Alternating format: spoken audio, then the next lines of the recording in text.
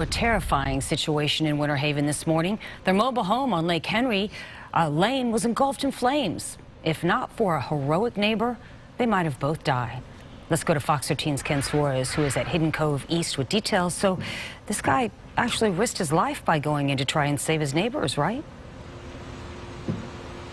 You know, this is probably a snap decision that he made, but a very good one in terms of saving people. Saved one out of the two people in there. Bottom line is you have to ask yourself, if you were in the same position, would you put your life potentially on the line to possibly save someone else's? At Hidden Cove West, the morning started with an explosion. Pretty loud.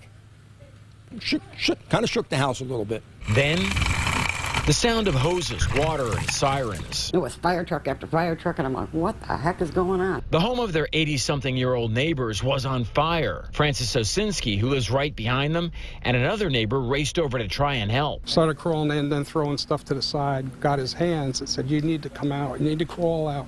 And he said, I can't, my feet are burned, I can't. And his feet were badly burned. Somehow they were able to get him up, out, and across the street to safety. Unfortunately, I couldn't get into his wife.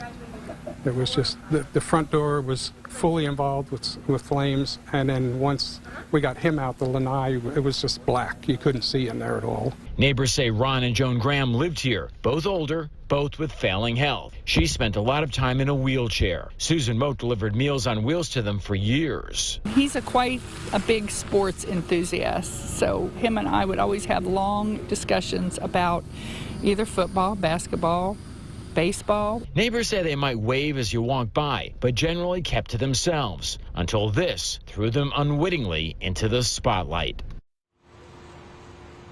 So at this point, fire investigators are still trying to figure out the cause. What they have ruled out is anything suspicious.